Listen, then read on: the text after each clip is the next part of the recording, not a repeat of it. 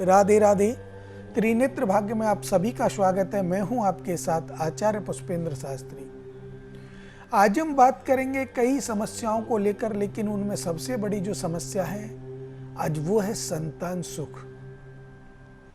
बहुत समय हो जाता है विवाह को बहुत समय हो जाता है लेकिन संतान नहीं हो पाती। ऐसे कुंडली में कौन से योग हैं कि ये संतान सुख हमें प्राप्त नहीं होता, और उस माता बहन को जिसको संतान सुख नहीं है उसको बहुत बड़ा कष्ट होता है। और वो कष्ट है आस पड़ोस के बात बनाती हैं, लेडीज माताएं बहनें, घर की माता बहन बात बनाती हैं तो उनको वो कष्ट महसूस होता है। तो आज इन्हीं सब बातों पर हम बात करेंगे कि कुंडली में ऐसा कौन सा योग संतान सुख नहीं होने देता है, संतान सुख कब होता है, फिर हमारे मन में जो प्रश्न है, जो मन का प्रश्न है कि कितने संतान हमें होंगी, कौन से नंबर पे पुत्र होगा, कौन से नंबर पे पुत्री होगी, वो चीज अलग है। उसको बताना ना बताना कोई ऐसी बड़ी बात नहीं है, लेकिन सबसे पहले जो रत्न है, रत्न मतलब संतान है, वो प्राप्त हो जाए। अब चाहे वो लड़का हो या लड़की, कभी नहीं सोचना चाहिए कि लड़का है नहीं है, लड़की है या लड़की है या लड़का है, ये कभी नहीं सोच लानी चाहिए अपने मन में, क्योंकि आज दोनों ही बराबर हैं। तो विशेषकर जो कुंडली का माध्यम आपको बताएगा, मैं वो आपको बताने जा रहा हूं कि कुंडली के अंदर 12 भाव होते हैं। 12 भावों में नवग्रह विराजमान होते हैं, और उन 9 ग्रहों में जो 9 ग्रह हमारे विराजमान हैं, उन 9 ग्रहों में पता चलता है कि कौन सा ग्रह किस भाव में बैठा है और ये संतान के लिए कैसे सूटेबल होगा। तो देखिए, सबसे पहले संतान सुख के लिए हम देखते हैं पंचम भाव को। लगन का स्वामी, पंचम भाव का स्वामी, सप्तम भाव का स्वामी, एकादश भाव का स्वामी और नवम भाव का स्वामी, इनको हम देखते हैं कि इनकी स्थिति कैसी है। अब अगर इनकी स्थिति अच्छी है तो ये विराजमान कहाँ है, कुंडली में किस अवस्था में बैठे हैं। तो देखिए, पंचम भाव का स्वामी अगर पंचम भाव में बैठा है, पंचम भाव का स्वामी अगर पंचम भाव में बैठा है, अब वो नर है या मादा है, क्योंकि ग्रहों की जो शाखा है वो बदली हुई है। कुछ ग्रह स्त्री लिंग में होते हैं, कुछ ग्रह पुल्लिंग में होते हैं। अब वो नर है या मादा, अगर नर है तो प्रथम संतान पुत्र रूप में आपके यहाँ पैदा होगी। अगर वो मादा है तो प्रथम संतान आपके यहाँ पुत्री के रूप में पैदा होगी। अब ये कैसे पता चलेगा, जब कुंडली का आंकलन करेंगे। और ऐसे ही अगर दूसरी संतान के बारे में देखें, मान लीजिए आपके पास एक संतान है, चाहे वो लड़की है या लड़का, अब आप चाहते हैं दूसरी संतान हमें क्या प्राप्त होगी। तो दूसरी संतान के बारे में अगर देखें तो देखें, पंचम भाव का स्वामी अगर सप्तम भाव में बैठा है और सप्तम भाव का स्वामी पंचम भाव में बैठ जाए, या ये दोनों एक दूसरे पर दृष्टि दे रहे हो, तो मान लीजिए वही सिस्टम, अगर नर है तो द्वितीय जो संतान है आपकी वो पुत्र रूप में होगा, और मादा है तो पुत्री रूप में होगी। लेकिन इसके लिए आपको इतना चिंता नहीं करना कि पुत्र होगा या पुत्री होगी, वो दोनों ही एक समान हैं। और हम तो हमेशा ये कहते हैं कि हमें कभी भी इन चीज़ों में भेदभाव नहीं करना चाहिए, और हमारे जीवन में जो हमें मिलेगा वो परमपिता परमात्मा की कृपा से मिलेगा। लेकिन जो मिल नहीं रहा है, देखो, या तो लड़का होगा या लड़की होगी, लेकिन अगर कुछ भी नहीं है, संतान सुख आपके पास है ही नहीं, तो वो दुख है, उसको दूर करने के लिए आप हमसे संपर्क कर सकते हैं इन्हीं नंबरों पे, और उसका समाधान पा सकते हैं कुंडली के द्वारा। अगर हम कुंडली का आंकलन करें और आपको बताएं तो निश्चित मान लीजिए, अगर जैसा योग आपकी कुंडली में बनता है तो 3 से 4 महीने के अंदर अंदर, ज्यादा समय की बात नहीं करूंगा, 3 से 4 महीने के अंदर अंदर मेरी माता बहन जो भी है जिनको संतान सुख नहीं है वो गर्भवती हो जाएंगी, ये निश्चित है। लेकिन एक चीज आपको इसमें देखनी पड़ेगी, कोई मेडिकल प्रॉब्लम तो नहीं है। आप डॉक्टरों के पास चेकअप वगैरह कराने जाते ही हैं, दिखाते ही हैं, सब लोग दिखाते हैं। डॉक्टर्स क्या कहते हैं, कहीं मेडिकल प्रॉब्लम है तो पहले उसका इलाज लेना आपको पड़ेगा, फिर आपको संतान सुख मिलेगा। अगर बहुत से लोग कहते हैं कि हमारे तो सब कुछ ठीक है, को रिपोर्ट में कुछ आया ही नहीं, नॉर्मल है सारी रिपोर्ट, लेकिन फिर भी संतान नहीं हो रही, बहुत समय हो गया। तो उसके लिए आप एक नियम अवश्य बना लें कि गुरुवार के दिन और सोमवार के दिन, ये नियम बना लीजिए आप। और ज्यादा समय नहीं, आप 43 दिन भी अगर इस नियम को कर लेंगे, लगातार 43 दिन कर लेंगे, तो स्टार्टिंग सोमवार और गुरुवार से करनी है, तो भी आपको संतान सुख प्राप्त होगा। आप करना क्या है देखिए, आपको माता पार्वती के यहाँ जाना है, शिवालय में जाना है, वहाँ पार्वती माँ है और गणेश जी भगवान है। अब हम समस्या अगर देखें तो देखिए, समस्या के बारे में अगर मैं आपको बताऊं तो संतान क्यों नहीं होती है, क्या कारण है? तो संतान का कारण है, अगर हमारा पंचम भाव में राहु या केतु में से कोई एक हो, एकादश भाव में हो, सारे ग्रह एक साइड में हो, तो यहाँ कालसर्प दोष बनता है।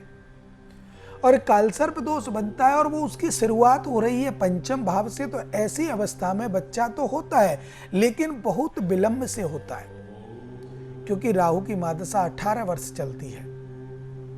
तो 18 वर्ष में जब जब उसकी प्रकोप आता है, अर्थात शत्रु ग्रह आते हैं या नीच की राशि जब आती है, तो उसको ये समस्याएं बहुत ज़्यादा सताती है और बच्चे नहीं हो पाते, बहुत लंबा समय हो जाता है। व्यक्ति को जब तक उनका समाधान नहीं होता, बच्चे नहीं ही होंगे। अब पहला हुआ कालसर्प दोष। दूसरा बेटा, अगर आपकी कुंडली में, चाहे वो पति की कुंडली में या वो पत्नी की कुंडली में पितृदोष लगता हो, तो भी बच्चे होने में परेशानी आती है, बच्चे नहीं हो पाते जब तक पितरों का समाधान ना कराएं, या 7 वर्ष, शादी के 7 वर्ष बाद होंगे या शादी से 5 वर्ष बाद होंगे, 5 से पहले नहीं हो सकते अगर कुंडली में पितृदोष है, और वो भी समाधान के बाद। तीसरा कारण बच्चे नहीं होते उसका, अगर पंचम भाव का स्वामी, ध्यान दीजिएगा, पंचम भाव का स्वामी छठे भाव में या अष्टम भाव में या द्वादश भाव में बैठा हो, और 6, 8, 12 का स्वामी पंचम भाव में बैठा हो, तो भी संतान सुख में थोड़ा विलंब होगा, 8-9 साल के बाद संतान होगी। और अगर इनका उपाय हम करा लेते हैं, उपाय अगर हम करा लेते हैं, तो संतान सुख आपको उसी पल मिलेगा कि आप जब उपाय कराते हैं उसी में 1 महीने, 1.25 महीने के अंदर आपकी पत्नी गर्भवती होगी, भगवान की कृपा आपके घर पर बरसेगी। तो हमें विशेष ध्यान रखना चाहिए कुंडली का, कि कुंडली के द्वारा हम आपको किस अवस्था में पहुंचा सकते हैं और किस अवस्था में हमें संतान सुख मिलेगा।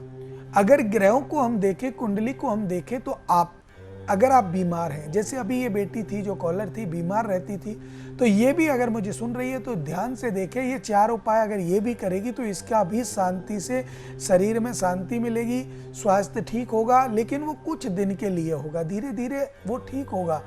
तो देखिए, एक तो चींटियों को आप भुना हुआ आटा, घी और बूरा मिलाकर के गोले में भर के चींटियों के स्थान के पास दबा दीजिए, चींटी उसको खाएंगी, वो उनकी आत्मा तृप्त होगी, वो भगवान से कहेंगी, हे प्रभु, जिसने हमें भोजन दिया है उसका सर्व मंगल हो, तो आपका सर्व मंगल होगा, आपका स्वास्थ्य भी ठीक होगा।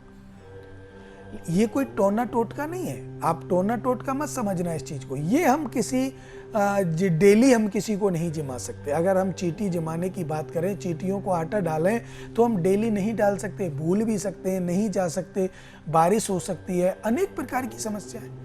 लेकिन एक बार आपने अगर दबा दिया उस गोले को भर करके, तो 1 साल तक उसमें से चींटियां भोजन प्राप्त करेंगी, तो 1 साल तक वो आपको आशीर्वाद देंगी, उनकी आत्मा आशीर्वाद देगी। और आत्मा वही है जो हमारे अंदर है, वही चींटियों के अंदर है। वो ऐसा नहीं कि उनके अंदर छोटी, हमारे अंदर बड़ी है, आत्मा तो आत्मा है, सूक्ष्म रूप। तो वो हमें आशीर्वाद देती है, तो हमारा स्वास्थ्य ठीक होगा, व्यापार में बरकत होगी।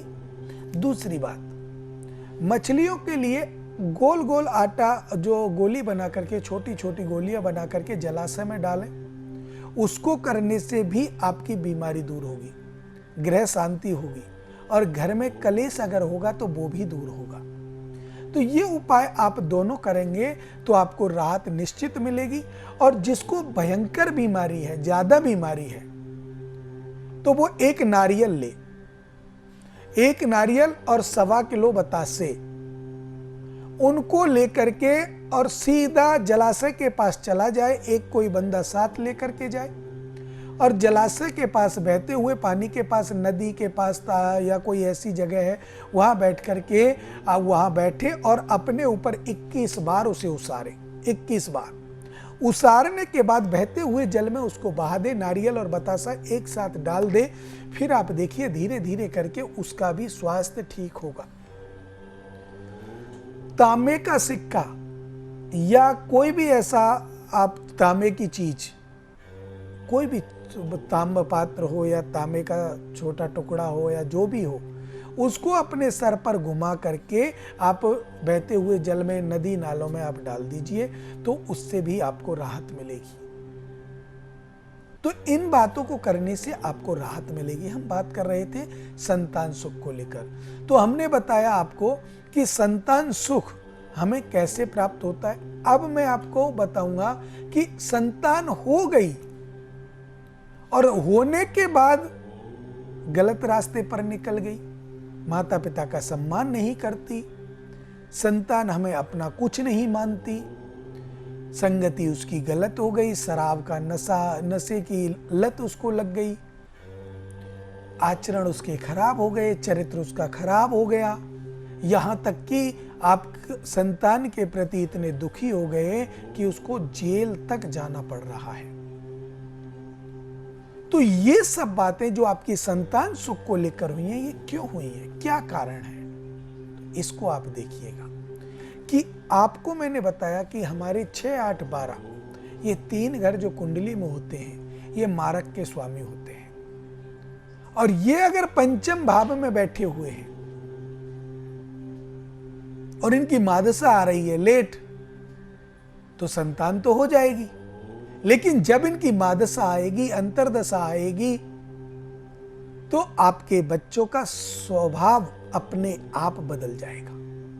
कितने भी अच्छे क्यों ना हो, आपने देखा होगा बहुत से लोग कहते हैं यार ये बच्चा बहुत अच्छा था, इसका व्यवहार अच्छा था, सबसे नमस्ते करके चलता, अर्थात जो भी उनके अच्छे गुण हैं वो उनको बखानेंगे। लेकिन आज इसके अंदर क्या हुआ है, आज तो ये बहुत बदल गया है, इसका आचरण बिगड़ गया, इसका चरित्र बिगड़ गया, ये तो चोरी तक करने लगा है। क्यों सोचते हैं आप ये?